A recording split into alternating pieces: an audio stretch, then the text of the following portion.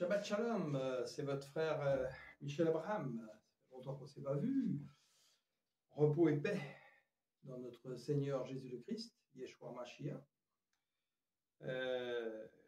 Comme je vous avais indiqué, le Saint-Esprit nous avait demandé de faire un enseignement pour rappeler le thème le plus important de l'évangile de notre Seigneur, la vérité.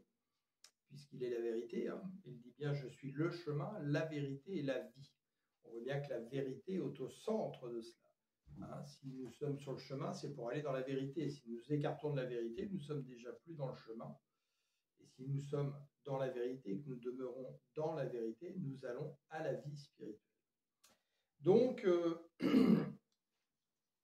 on va commencer par un des versets qui est très simple, Jean 13.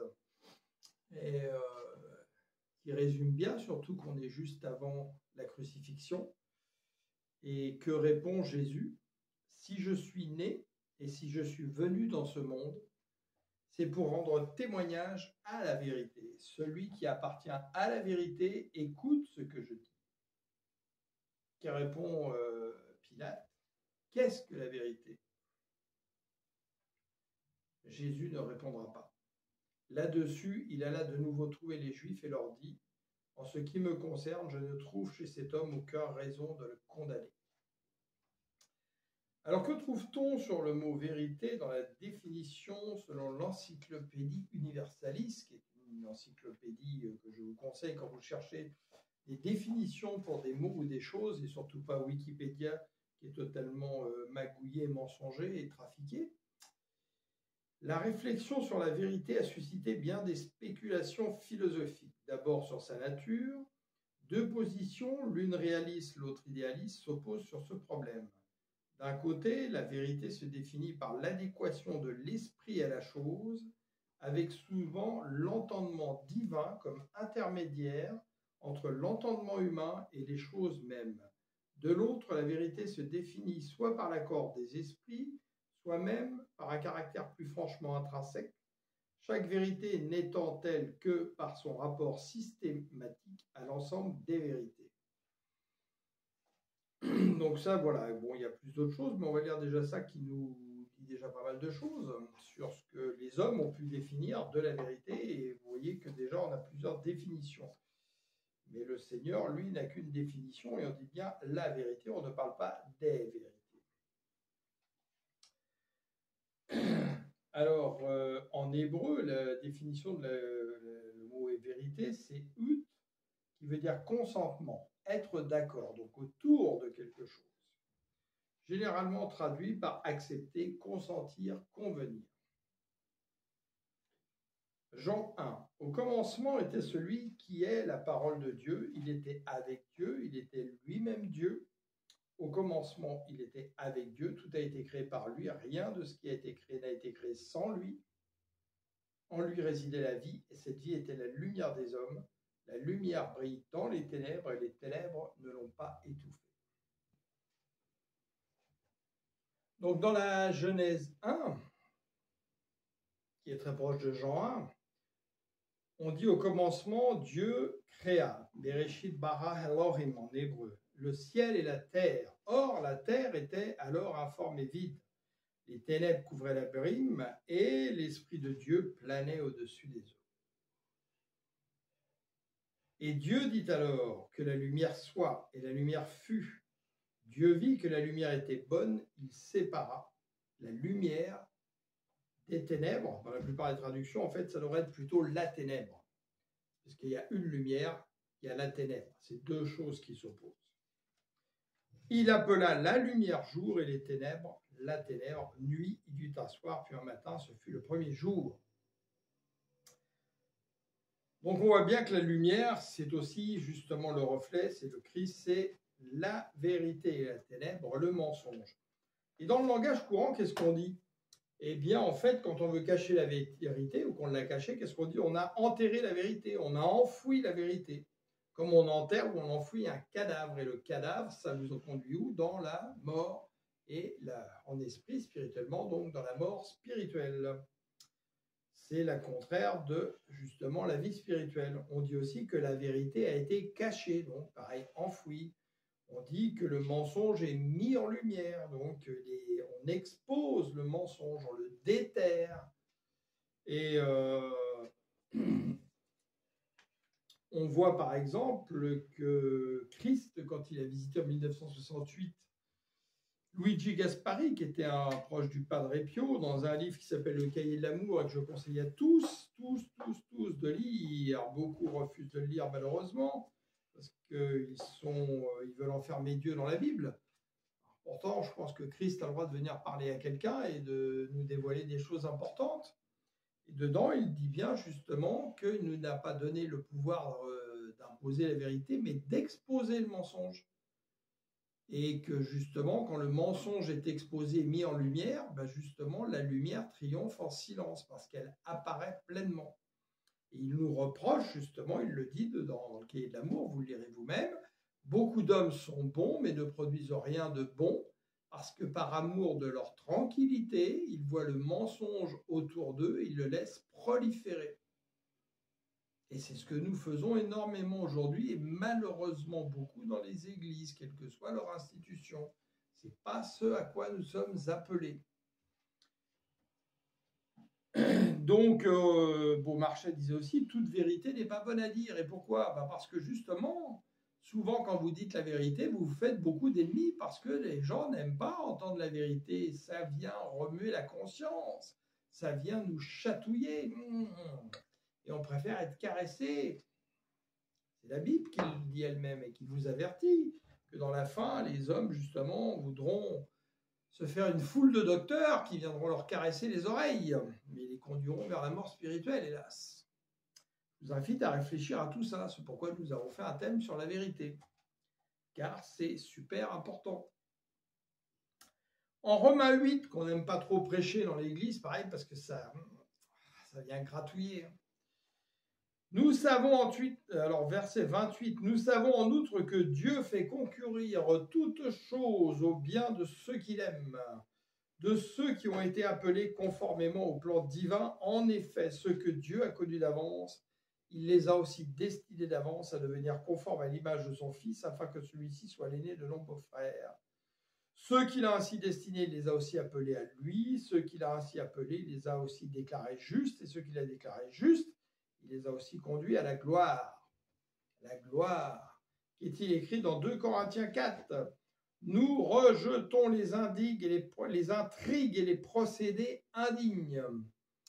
Alors, qu'est-ce qu'on dit des intrigues et des procédés indignes? Parce qu'en fait, justement, ça, c'est des façons de tordre la parole, de commencer à faire des mensonges déguisés en vérité. Nous ne recourons pas à la ruse et nous ne falsifions pas la parole de Dieu. Alors, malheureusement, ce n'est pas forcément le cas aujourd'hui partout. Au contraire, en faisant connaître la vérité, donc le Christ et sa bonne nouvelle, nous nous en remettons devant Dieu au jugement de tout homme. Et si notre évangile, donc la bonne nouvelle, demeure voilée, il ne l'est que pour ceux qui vont à la perdition. Pour les incrédules, le Dieu de ce monde a aveuglé leur esprit et les empêche ainsi de voir briller la lumière de la bonne nouvelle qui fait resplendir la gloire du Christ, lui qui est l'image de Dieu. Et que trouve-t-on en verset 6? En effet, le même Dieu qui un jour, c'est la Genèse 1, a dit que la lumière brille du sein de la ténèbre, a lui-même brillé dans notre cœur pour y faire resplendir la connaissance de la gloire de Dieu qui rayonne sur le visage de Jésus le Christ. Que dire de plus? Si Dieu est pour nous, qui se lèvera contre nous? Lui qui n'a même pas épargné son propre fils, mais l'a livré pour nous tous, comment ne nous donnerait-il pas aussi tout avec lui? Qui accusera encore les élus de Dieu? Dieu lui-même les déclare justes. Alors, Matthieu 11, 25, qu'est-ce qu'on nous dit à propos de la vérité? Vers cette même époque, Jésus dit, « Je te loue, ô Père, Seigneur du ciel et de la terre, parce que tu as caché ces vérités aux sages, aux intelligents. » Ça, c'est la version qu'on trouve dans Louis II et au Sommeur, mais qui n'est pas une bonne version, parce qu'il ne peut pas y avoir des vérités, mais une vérité. Et dans toutes les autres Bibles, vous verrez, parce que tu as caché ces choses aux sages et aux intelligents. Donc je préfère ça. Et que tu les as dévoilées à ceux qui sont tout petits. Oui, Père, car dans ta bonté, tu l'as voulu ainsi. Mon Père a remis toutes choses entre mes mains. Personne ne connaît le Fils, si ce n'est le Père, et personne ne connaît le Père, si ce n'est le Fils, et celui à qui le Fils veut le révéler. Qu'est-ce qu'il fait qui veut le révéler? Parce qu'il va nous regarder au cœur et va regarder si on a l'amour de la vérité en nous. Elle n'est peut-être pas parfaite, mais s'il voit qu'il y a déjà une bonne graine, il va tout faire par le Saint-Esprit pour que nous ayons de plus en plus enraciné en nous l'amour de la vérité. Qu'est-ce qu'on observe à la lumière des Écritures donc? Que la lumière, la vérité, donc qui est en la personne de Jésus le Christ, Yeshua Machia, le Nazaréen, le consacré, le mis à part, est totalement séparé de la ténèbre, donc Lucifer, Satan, le diable, ses démons. Dans 2 Corinthiens 6, 14, ne vous mettez pas avec des incroyants sous un joug qui n'est pas celui du Seigneur. En effet, ce qui est juste peut-il s'unir à ce qui s'oppose à sa loi? On voit séparation. La lumière peut-elle être solidaire des ténèbres? Non. Le Christ peut-il s'accorder avec le diable? Non. Que peut avoir en commun le croyant avec l'incroyant? Quel accord peut-il exister entre le temple de Dieu et les idoles?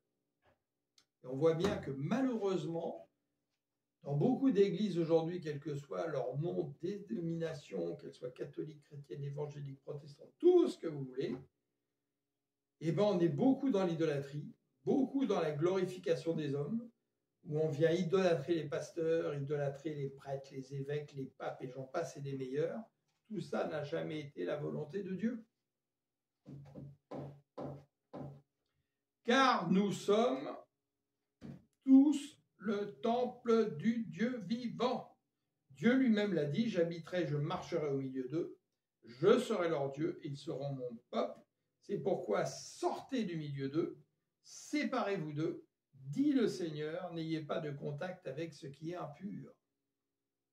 Donc en fait, il nous apprend surtout à nous séparer du mensonge et de ceux qui se compromettent avec le mensonge, de ceux qui tordent l'Écriture, qui trafiquent la parole, etc., etc.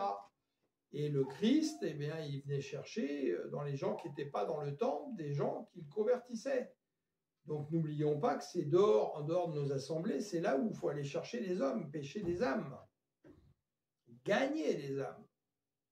Parce que si on reste toujours dans les assemblées chaque dimanche, c'est pas comme ça qu'on va gagner beaucoup d'âmes, à part ceux qu'on va essayer d'élever un peu plus dans la stature de Christ. Donc il dit alors, je vous accueillerai, je serai pour vous un père, vous serez pour moi des fils et des filles, dit le Seigneur le Tout-Puissant. Et encore, dans 1 Pierre 2, que je vous conseille de méditer, article Jean 17, pour bien comprendre notre véritable identité. Il est la pierre vivante, le roc, le rocher sur lesquels nous devons établir nos pieds pour être établis sur des fondations solides, que les hommes ont rejetées, mais que Dieu a choisi, à laquelle il attache une grande valeur. Approchez-vous donc de lui, oui, de Christ. Et puisque vous êtes aussi des pierres vivantes, vous êtes des pierres vivantes, édifiez-vous pour former un temple spirituel et pour constituer un groupe de prêtres consacrés à Dieu.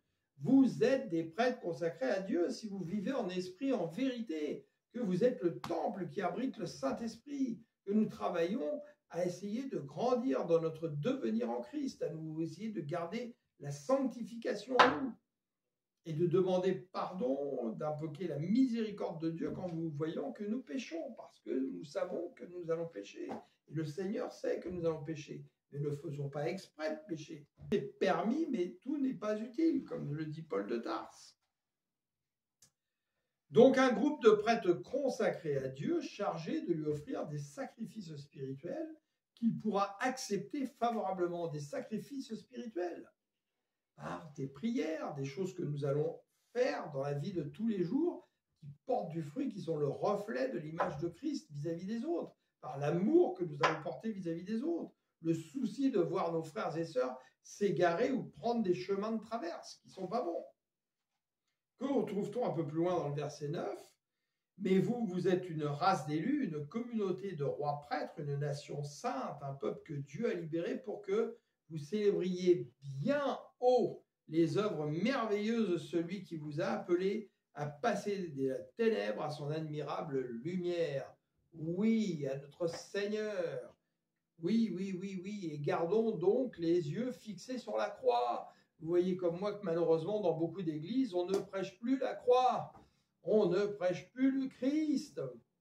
On dit beaucoup au nom de Jésus, au nom de Jésus, au nom de Jésus, mais pour vendre quoi? La grâce de la création?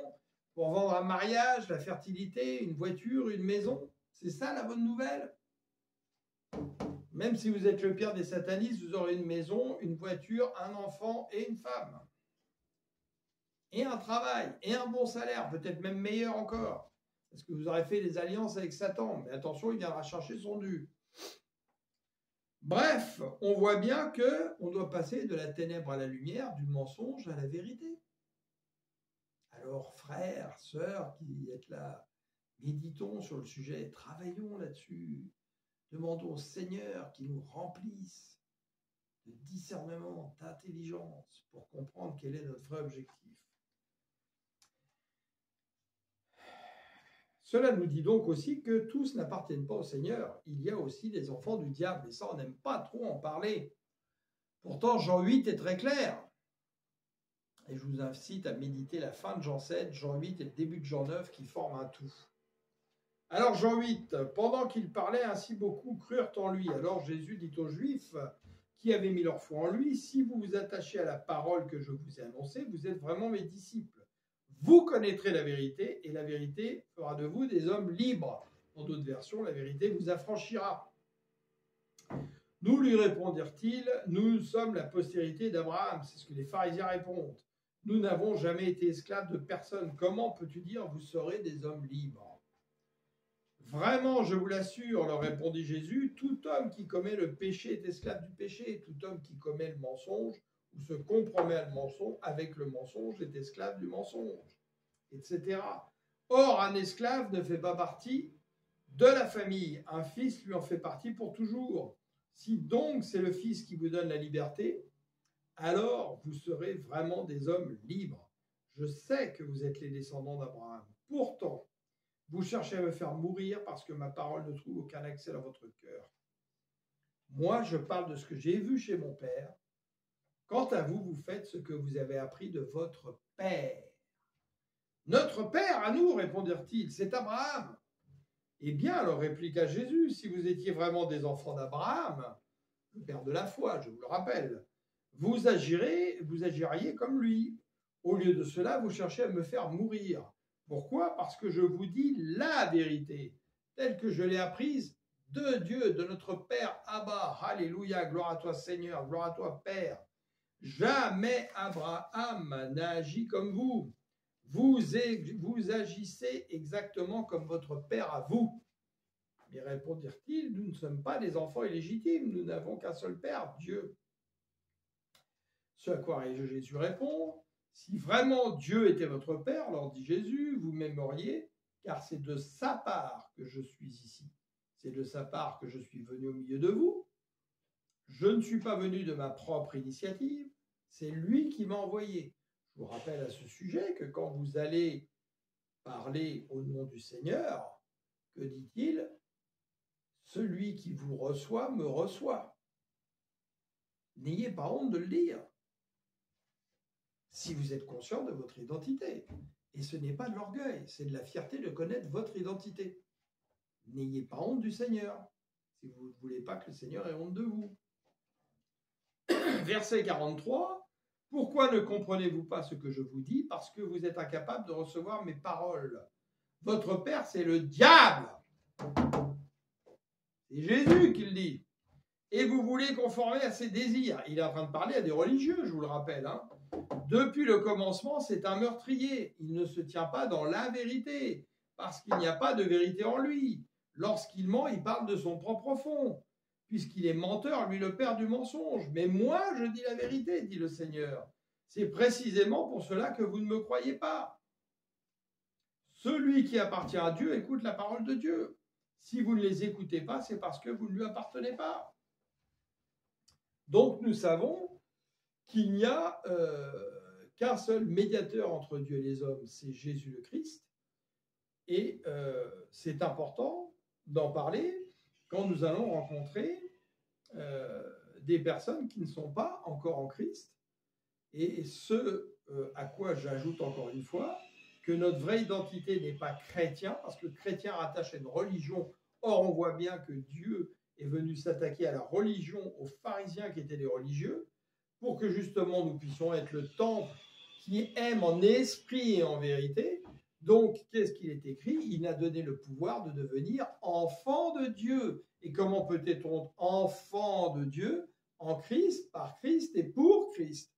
Donc, quand vous approchez des gens qui ne sont pas encore, entre guillemets, chrétiens, justement, ce qu'ils disent, et bien, si vous dites « je suis chrétien », vous allez voir qu'il y a une barrière tout de suite qui s'établit, parce que c'est la barrière de la religion. Si par contre, vous commencez à dire « je suis enfant de Dieu », et que petit esprit vous expliquez que pour être enfant de Dieu, ça ne peut être que en le Christ, par le Christ et pour le Christ, vous allez voir que les personnes vont avoir une attention bien meilleure vis-à-vis de ce que vous allez dire. Je vous incite bien à réfléchir ça. D'accord? Donc, pour mieux comprendre cette thématique de la vérité, il faut savoir qui est le Christ. Pour vous, qui est le Christ? Qu'est-ce qu'il a fait pour vous? Comment il l'a fait? Réfléchissons sur ces questions. Et vous allez voir que ça passe par la croix.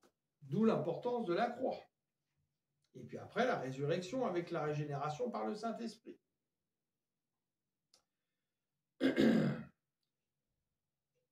Donc, en effet, il y a un seul Dieu et de même aussi un seul médiateur entre Dieu et les hommes, Jésus le Christ. Il a offert sa vie en rançon pour tous. Tel est le témoignage qui a été rendu au moment voulu. C'est pour publier ce témoignage que j'ai été institué prédicateur et apôtre.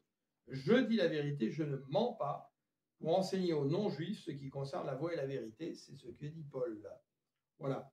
Et on remarque bien, donc j'ai été institué prédicateur.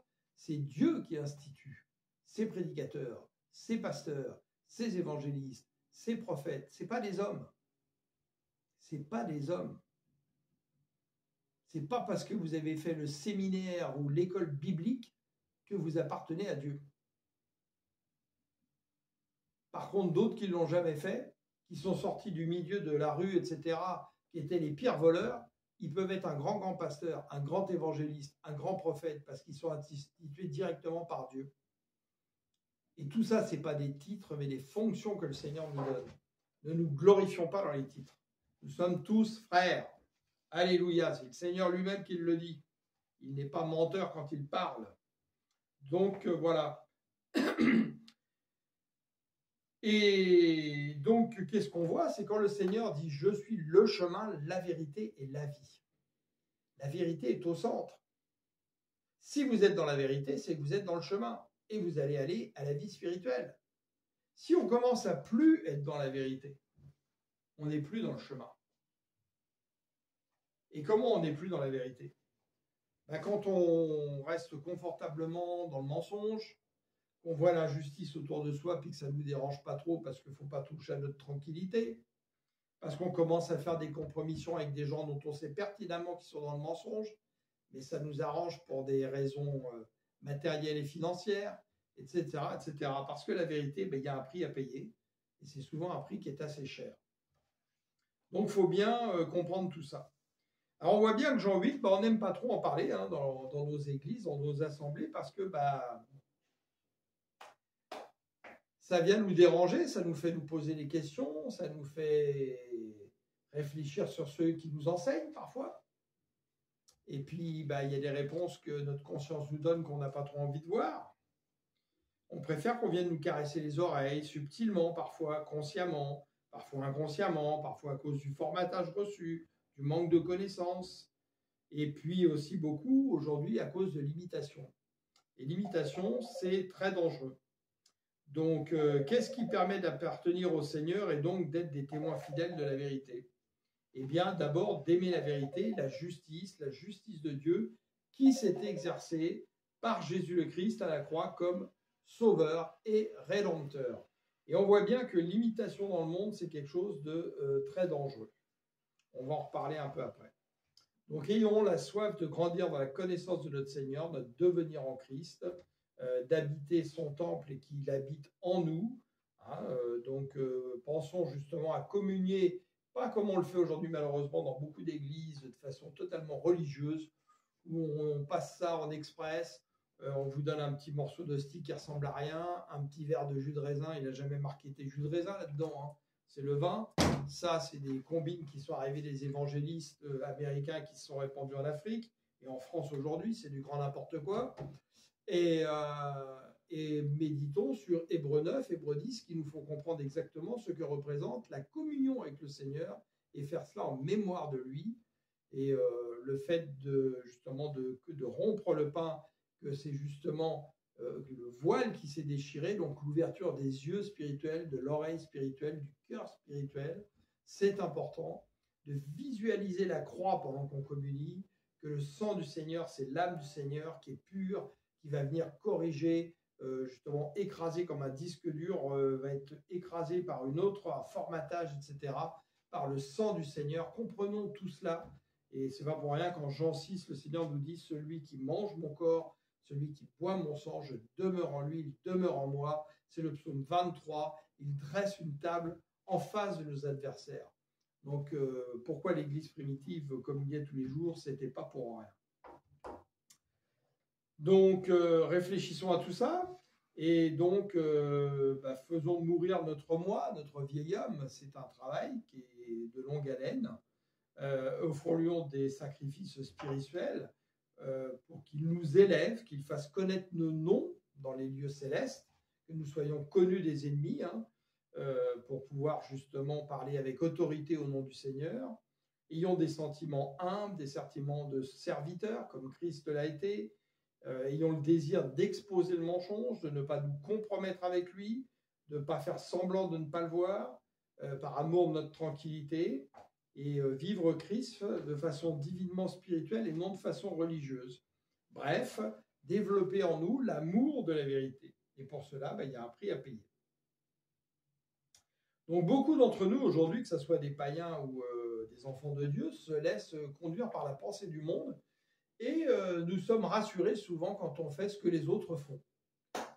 Ce n'est pas la bonne chose, parce que la preuve, c'est que large est la porte, que dit le Seigneur, et beaucoup s'y engouffrent. Étroit est le chemin, et peu le trouvent. Je vous prends un petit exemple factuel, on l'a vécu encore cette année, mais chaque année. Quand on part en vacances, en fait, la plupart des gens prennent l'autoroute, 90% des personnes en France, et les autoroutes sont surchargées. Les gens payent cher l'autoroute, ils consomment plus, ils achètent des sandwichs industriels qui ne sont pas bons, mauvais, ils ne voient rien à part des barrières d'autoroute. Et parce qu'ils font ça comme tout le monde fait, parce qu'en plus, ils ne savent plus conduire qu'avec des GPS, ils ne savent même plus lire une carte, ils ne connaissent même plus le nord, le sud, de l'est, l'ouest. Et 10% seulement vont passer par les petites nationales, où là, vous voyez du paysage, vous pouvez emmener votre petit pique-nique que vous êtes préparé, manger en famille, ou avec des amis, ou vous pouvez vous arrêter dans des petits restaurants, où vous allez manger de la qualité, ou une boulangerie qui va vous faire un sandwich maison, etc., etc. Vous allez économiser votre essence, vous allez économiser le péage. Oui, c'est le chemin étroit que peu empruntent. Puis pourtant, il est beaucoup plus sain que le grand chemin que tout le monde prend. C'est la même chose quand on veut suivre les modes, où tout le monde porte ce maillot qui est à la mode, avec une marque qu'on paye très cher pour le même maillot, comme moi, que j'ai payé 10 €, et puis qui est de la même qualité qu'un Ralph Lauren ou un Lacoste ou je ne sais quoi. Il est fabriqué dans la même usine, ouais, mais il n'y a pas l'emblème, et puis je ne l'ai pas payé 60 ou 80 €. Et on veut tous imiter ça. On veut tous rouler en Audi, en BMW, parce que c'est la mode, ou en Mercedes. Pourtant, la voiture, elle vous sert d'aller au point A, au point B. Alors, on ne vous dit pas d'acheter une cochonnerie qui va tomber en route. Mais peut-être qu'une voiture qui n'est pas d'une grande marque, vous allez payer 30 ou 40 000 € de moins, fera la même affaire.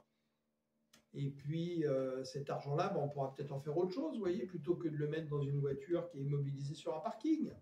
Il y a plein d'exemples comme ça. Donc, on voit bien que voilà, l'imitation du monde, faire comme les autres, ça nous rassure, mais c'est souvent pas la bonne voie. Il faut justement qu'on soit différent parce qu'on est des enfants de Dieu et donc agir dans la différence avec les valeurs du royaume. Donc, je vous invite à réfléchir à ça pour vraiment rester dans la vérité. Hein, et on continue, on poursuit. Donc, c'est ce qui se passe aujourd'hui, c'est normal, parce que justement, on va tout faire pour, c'est déjà commencé, acter la religion mondiale humaniste, et vous allez entendre de plus en plus ce mot humaniste, humanisme, de plus en plus dans les discours politiques et religieux pour amener justement la religion mondiale humaniste qui regroupera différentes religions, dira ah, super, c'est la paix, et ce sera pour préparer la venue de l'Antéchrist et l'apostasie générale. Et n'est-il pas dit d'ailleurs dans la Bible, quand ils prononceront les mots paix et sûreté, une ruine soudaine s'abattra.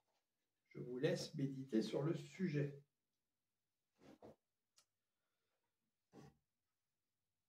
Alors, mais Dieu connaît les siens, c'est une bonne nouvelle. Donc, là où il a planté l'amour de Dieu en son peuple, par le Saint-Esprit, il vient connecter ses frères et ses sœurs pour qu'ils se parlent, ils agissent, se lèvent comme un seul, et une armée céleste qui, à cause de la parole de leur témoignage, passera les tribulations de la fin pour être les récompensés de Dieu.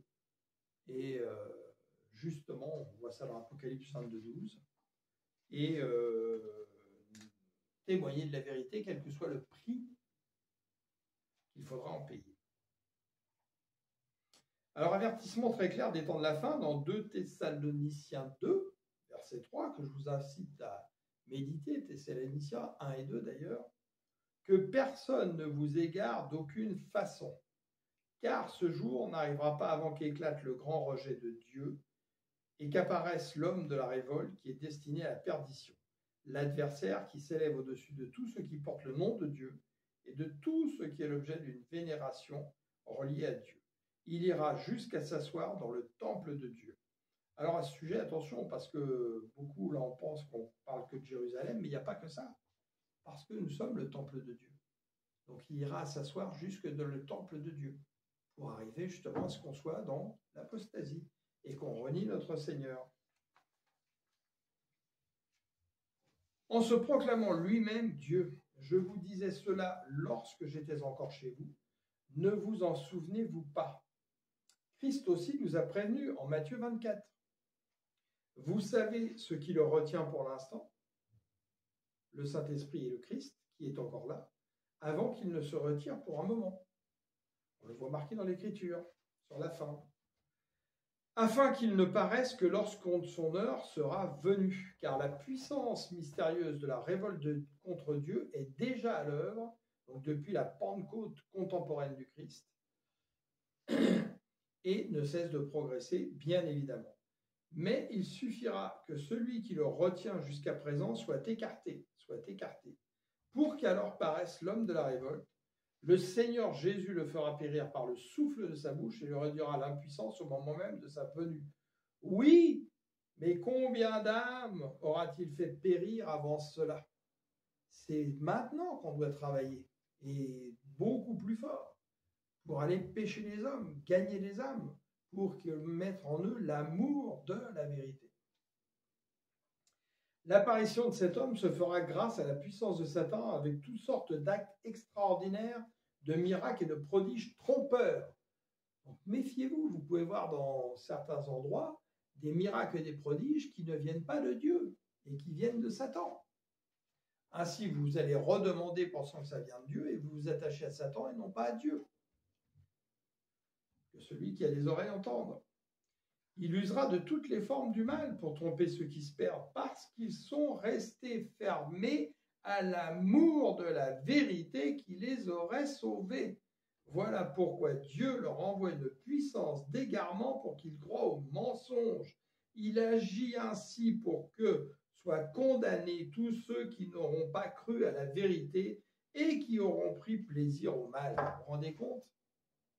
C'est Dieu qui fait tout ça. Mais nous devons sans cesse remercier Dieu à votre sujet, frères, que le Seigneur aime.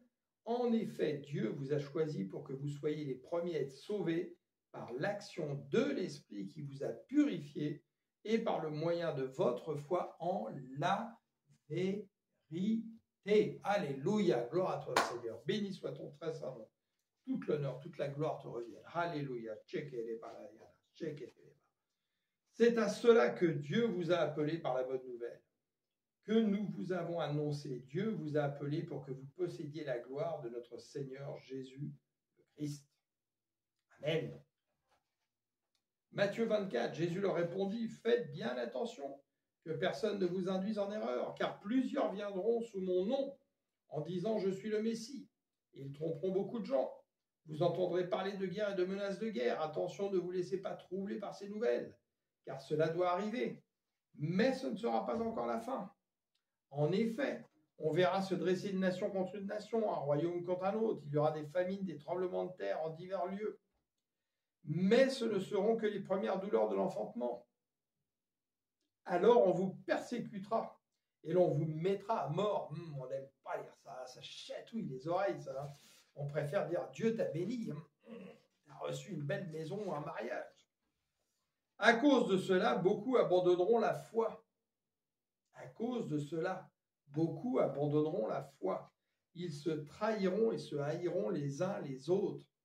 Si on a été prévenu, il faut y faire d'autant plus attention pour ne pas faire partie de cela. Et comment ne pas faire partie de cela? Si ce n'est à grandir tous les jours davantage dans l'amour de la vérité et rester attaché au Seigneur, qui est la vérité. De nombreux faux prophètes surgiront, ils tromperont beaucoup de gens, c'est déjà commencé, parce que le mal ne cessera de croître.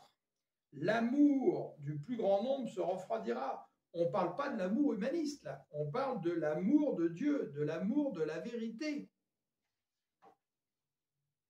Mais celui qui tiendra bon jusqu'au bout sera sauvé. Cette bonne nouvelle du règne de Dieu sera proclamée dans le monde entier pour que tous les peuples en entendent le témoignage, alors seulement viendra la fin.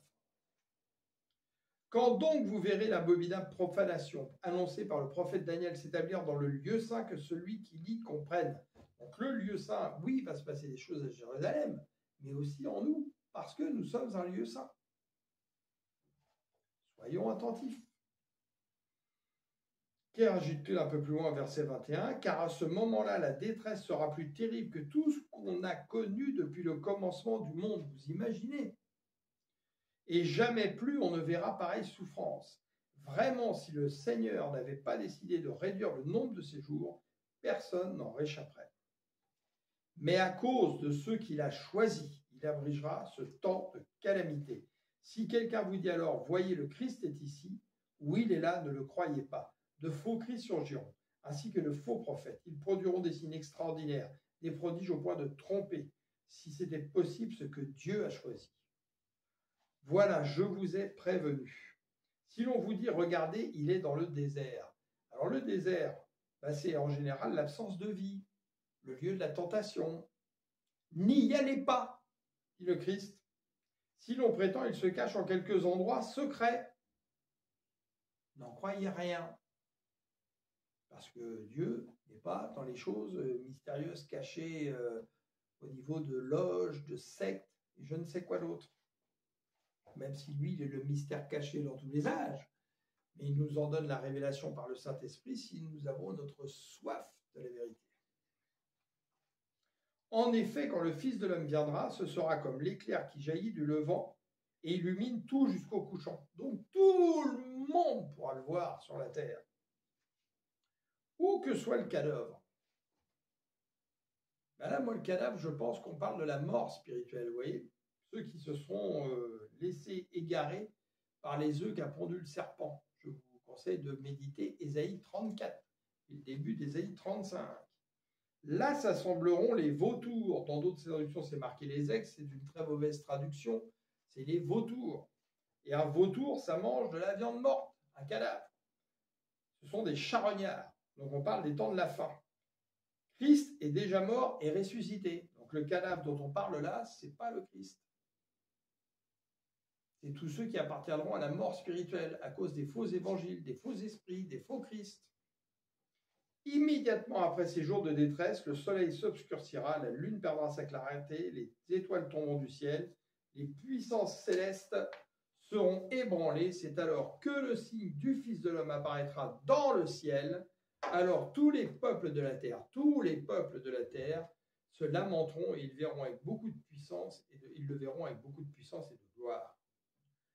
Psaume 139, 23. Sonde-moi, ô Dieu, oui, pénètre mon cœur, examine-moi et pénètre les pensées qui me bouleversent. Considère si je suis sur le chemin du mal et dirige-moi sur la voie de l'éternité. En Christ, par la vérité. Jean 14, Jésus lui dit, je suis le chemin, la vérité et la vie.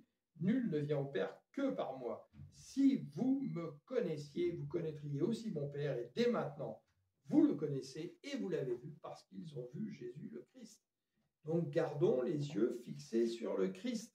Comme Pierre avait les yeux fixés sur lui quand il a marché sur l'eau, quand il a détourné la tête à cause des peurs, du vent, etc., il a commencé à sombrer. Si nous ne voulons pas sombrer, gardons toujours les yeux fixés sur notre Seigneur, Jésus le Christ, Yahweh Adonai, celui qui est le Seigneur. Alléluia. Gloire à toi, Seigneur. Donc, comme je vous le disais tout à l'heure, dans cette phrase « Je suis le chemin, la vérité et la vie », les trois termes sont indissociables. Et le centre est la vérité. Parce que le Christ est le centre de tout, le tout en tout. Si nous ne sommes plus dans la vérité, nous sommes déjà sortis du chemin et nous avons rejoint la large porte. Matthieu 7. Tout ce que vous voulez que les hommes fassent pour vous, faites-le de même pour eux, car c'est la loi et les prophètes. Entrez par la porte étroite, car large est la porte, spacieux est le chemin qui mène à la perdition. Il y en a beaucoup qui entrent par là, mais étroite est la porte. Resserrez le chemin qui mène à la vie. Il y en a peu qui le trouvent. Vous remarquerez que ça, dans votre vie de tous les jours, vous pouvez le vivre. La plupart des gens aujourd'hui, parce que ça rassure, font comme les autres. Souvent, c'est le chemin d'égarement, c'est la large porte. Là, moi, en ce moment, je suis en France. Vous partez en vacances aujourd'hui. 90% des gens vont passer par l'autoroute, tous agglutinés sur l'autoroute, où ils vont payer l'essence plus chère, manger des sandwichs industriels infâmes, où ils ne voient aucun paysage, où il y a beaucoup plus de risques d'accidents, où ils sont touche-touche pour partir en vacances. Et vous avez à peine 10% des gens qui vont rouler par les petites nationales en perdant un peu de temps, mais en voyant du paysage, en pouvant s'arrêter dans des petits restaurants pour bien manger, ou avoir leur petit pique-nique avec eux, etc., etc. Profiter des choses, profiter de la vie, etc. Ouais, hein. C'est factuel, mais c'est ce qui se passe. Beaucoup de gens vont tous porter les mêmes vêtements pour faire comme les autres, la large porte. On ne va pas porter ce que les autres ne portent pas. Donc, on va tous avoir le même polo avec la même marque de luxe qui fait qu'on se croit riche. Pourtant, le polo de luxe, il est fabriqué dans la même usine que l'autre polo qui vaut 10 €. Sauf que, il n'y a pas l'emblème. Alors, on va payer 50 € de plus pour avoir l'emblème. Pourtant, il est fabriqué par les mêmes petites mains chinoises. Mais celui qui vend le polo de luxe, lui, il est très très riche. Et puis, si vous regardez, la plupart de ces gens très très riches qui vendent du luxe, comme Bernard Arnault, par exemple, sont des gens qui financent tous les médias qui nous égarent aujourd'hui. Et possèdent les chaînes de télévision également. Curieux, hein? Alors réfléchissez à 2 fois avant d'acheter du luxe. Le luxe ne veut pas dire belles affaires. Le luxe, ça veut dire payer très très cher une affaire qui est la même que l'autre, mais parce qu'on achète une marque. C'est ça le luxe, hein. Donc oui, vous pouvez avoir des affaires de qualité. Mais attention à mettre 5 fois le prix pour juste afficher une marque. Si ça, c'est pas de l'idolâtrie, il faudra m'expliquer ce que c'est. Gardez-vous des faux prophètes. Ils viennent à vous en vêtements de brebis, mais au-dedans, ce sont des loups ravisseurs.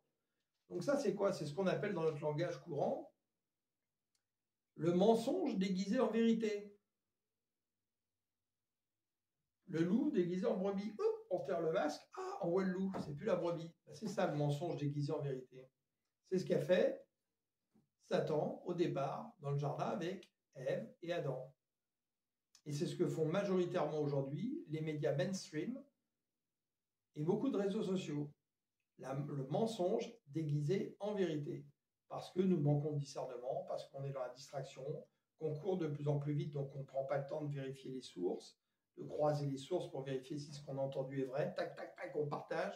Souvent, on a partagé une bêtise, on va s'en apercevoir après, puis là, on est honteux, parce que, bah oui, on a été complice du mensonge qui nous a utilisé comme un imbécile utile. Alors, soyons attentifs, faisons attention, faisons attention. C'est pour votre bien que je vous le dis, et parce qu'on vous aime, on vient vous parler de tout cela, même si ce n'est pas toujours agréable à entendre. Donc, tout arbre qui ne porte pas de bons fruits est coupé et jeté au feu. C'est donc à leurs fruits que vous les reconnaîtrez. Ceux qui me disent Seigneur, Seigneur n'entreront pas tous les jours, tous dans le royaume des cieux. Méditez bien cette phrase. Ceux qui me disent Seigneur, Seigneur n'entreront pas tous dans le royaume des cieux. Je vous rappelle qu'il disait aussi aux pharisiens Malheur à vous qui fermez le ciel à ceux qui veulent entrer parce que vous n'y entrez pas vous-même. On a beaucoup de pharisiens aujourd'hui dans les églises des hommes, quel que soit le nom de ces institutions. Donc, faisons attention. Et comment on peut le reconnaître? Si on a l'amour de la vérité en nous, parce que là, notre âme va crier. Elle va crier au secours. Mais celui-là seul qui fait la volonté de mon Père, qui est dans les cieux. Plusieurs me diront ce jour-là, Seigneur, Seigneur, n'avons-nous pas prophétisé par ton nom? N'avons-nous pas chassé les démons par ton nom? Et n'avons-nous pas fait beaucoup de miracles par ton nom? Alors je leur dirai ouvertement, je ne vous ai jamais connu, retirez-vous de moi, vous qui commettez l'iniquité. Une des premières phrases que le Seigneur m'a dit en 2021, c'est l'iniquité ne peut servir la justice de Dieu. C'est pourquoi quiconque entend ces paroles que je dis et les met en pratique, sera semblable à un homme prudent qui bâtit sa maison sur le roc. Alors aujourd'hui, plus que tout, je pense que quand nous sommes dans notre société humaine aujourd'hui, à travers notre travail que nous faisons avec nos collègues, à travers les gens que nous croisons dans la rue, à travers des entreprises que nous créons, eh bien essayons justement d'être ce sel de la terre, cette lumière du monde, travailler différemment, que les gens voient que nous sommes différents, justement, et non pas comme les autres. Pas comme la large porte où s'engouffre tout le monde. N'ayez pas peur d'être différent, parce que si vous appartenez à Christ, si vous êtes un enfant de Dieu, vous êtes différent. Soyez fiers d'être différents. Et vous verrez que ceux qui appartiennent à Christ vont vous reconnaître. Vous ne le voyez pas, mais vous portez une lumière invisible que eux vont reconnaître. Et puis en même temps de ça, vous allez avoir des gens qui n'appartiennent pas à Christ qui vont aussi vous reconnaître. Ils vont vous regarder avec un air méchant, ils vont essayer de vous faire des choses. Mais si vous êtes vraiment en Christ, si vous travaillez vous préparez dans le monde spirituel tout ce que vous faites, ils seront réduits à néant. Satan est sous nos pieds, n'oubliez pas. Les démons, pareil. Si nous avons la foi et que nous appartenons à Christ. Donc l'esprit d'Élie vient toujours rendre témoignage à la vérité, car il prépare le chemin pour le Seigneur, donc la vérité. Et Dieu envoie aujourd'hui l'esprit d'Élie sur un bon nombre d'entre nous. Et le Saint-Esprit m'attestait l'autre jour, l'esprit d'Élie vient toujours d'abord pour flageller, ce qui veut dire réveiller avec le fouet, pour qu'ensuite le Saint-Esprit vienne vous édifier, vous fortifier. Donc n'ayez pas peur de vous faire flageller si un pasteur, un prêtre ou tout ce que vous voulez, un homme de Dieu vient vous parler. Parce que s'il fait bien son travail, c'est ce que faisaient des gens comme Pierre, comme Paul de Tarse, comme Jean, comme le Christ et tous les autres. Eh bien, vous devez venir réveiller les gens et non pas leur caresser les oreilles pour les maintenir endormis. Veillez et priez. Jean 2, 13, le jour où les Juifs célèbrent la fête de la Pâque était proche et Jésus se rendit à Jérusalem. Il trouva dans la cour du temple des marchands de bœufs, de brebis et de pigeons, ainsi que les changeurs d'argent installés à leur comptoir. Alors il prit des cordes, en fit un fouet et les chassa tous de l'enceinte sacrée avec les brebis et les bœufs. Il jeta par terre l'argent des changeurs et renversa leur comptoir. Puis il dit aux marchands de pigeons, « Ôtez cela d'ici, c'est la maison de mon père, n'en faites pas une maison de commerce. » Ça vous dit quelque chose? Les disciples se souvinrent alors de ce passage de l'Écriture, « L'amour que j'ai pour ta maison, ô Dieu, est en moi un feu qui me consume. » Donc on voit bien que le Seigneur, avant de commencer à enseigner dans le temple, il est déjà venu flageller justement pour réveiller les gens, leur dire « Wow, qu'est-ce qui se passe ?» chasser ce qui n'allait pas, pour ensuite parler. Jean le Baptiste est venu faire la même chose pour qu'ensuite, justement, Jésus arrive. Là-dessus, les gens lui dirent, « Quel signe miraculeux peux-tu nous montrer pour prouver que tu as le droit d'agir ainsi ?» Et il répondit, « Démolissez ce temple, répondit Jésus, et en 3 jours, je le relèverai. » Eh bien oui, Christ atteste lui-même que le nouveau temple, il sera en lui et non plus d'un temple fait de main d'homme. Et nous abriterons le Seigneur, le Saint-Esprit, en nous. C'est nous ce temple, rebâti en 3 jours. Oui, les frères du premier-né entre plusieurs frères. Si vous êtes nés de nouveau, par une vraie naissance, dans la nouvelle naissance, en esprit, en vérité, né par l'eau, par l'esprit, vous êtes le temple de Dieu. Lisez bien Jean 17. Vous ne faites qu'un avec le Père, avec le Fils, par le Saint-Esprit. Voilà quel est votre objectif. Voilà le ticket gagnant qu'il faut aller chercher. Acte 17, 24, Dieu qui a créé l'univers et tout ce qui s'y trouve et qui est le Seigneur du ciel et de la terre, n'habite pas dans des temples bâtis de mains d'hommes. Il n'a pas besoin non plus d'être servi par des mains humaines comme s'il lui manquait quelque chose. Au contraire, c'est lui qui donne à tous les êtres la vie, le souffle et toutes ces choses, etc., etc. Lisez la suite. Donc la vérité, c'est l'incarnation du Père révélée par le Fils et le Saint-Esprit. Jésus le Christ qui est la vérité. Il est le même hier, aujourd'hui et demain. Christ nous régénère, nous vivifie par le Saint-Esprit afin que nous devenions justement ces nouvelles créatures qui grandissent dans la pleine stature de Christ, des gens qui deviennent matures spirituellement, transformés à l'image du Seigneur. Voilà quel est vraiment notre objectif. Je ne vous dis pas que c'est facile, mais je vous dis en tout cas que nous comprenions l'objectif. Et cet objectif, il est lié tout autour de la vérité. Le Seigneur, notre rocher, notre forteresse, en qui nous devons nous confier, en qui nous devons croire du plus profond de notre âme, du plus profond de notre cœur, que nous devons aimer de toute notre âme, de notre cœur, de notre force, de notre esprit. Les 2 pieds bien établis sur le rocher, pour que le jour des tribulations, justement, notre maison ne soit pas balayée par les vents. Voilà notre objectif. C'est pour ça qu'on a voulu vous en reparler aujourd'hui, c'est important. La vérité est un kit englobant l'amour, l'intégrité, la vie, le chemin, la justice, la connaissance, la sagesse. Rien ne vaut la vérité. Et pour la chercher, il faut aimer la vérité. Donc voilà ce qu'on voulait vous dire aujourd'hui sur ce thème de la vérité. Je vous incite à le partager comme des miroirs de la vérité pour aider les frères et sœurs. Et nous remercions le Seigneur. Oui, Père Tout-Puissant, Abba éternel, mon Dieu. Au nom de ton Fils bien-aimé, Jésus le Christ, Yeshua Mashiach, nous te rendrons grâce, Seigneur. Nous te remercions pour tout ce que tu fais pour nous. Nous te demandons, Seigneur, vraiment de nous instruire chaque jour par ton Saint-Esprit. Ô Christ, souffle ton Saint-Esprit, souffle le Saint-Esprit sur nous. Oui, Seigneur, viens nous régénérer, viens nous vivifier, Seigneur. Donne-nous des pieds de biche, Seigneur, pour traverser toutes les tribulations qui nous attendent. Garde-nous, Seigneur, afin que nous soyons vraiment attachés à la vérité, attachés à toi, Seigneur. Oui, béni soit ton très saint nom, Seigneur. Toute l'honneur, toute la gloire te reviennent. Ô Père, Abba, Papa, nous t'aimons de tout notre cœur, toute notre âme, tout notre esprit, toute notre force. Oui, tu es notre vrai Père. Oui, Seigneur. Béni sois-tu. Oh, et quand vous allez marcher dans la création. Amen. Alléluia. Prenez conscience d'autant plus de tout ce que votre Père a fait par son Fils Jésus le Christ, le Créateur, le commencement. Voyez toutes ces œuvres admirables. Rendez-vous compte que les plus grands scientifiques du monde ont tous témoigné de leur foi en Dieu. Et qu'à l'école, on vous fait croire que si vous êtes scientifique, vous ne pouvez pas croire en Dieu. C'est du mensonge.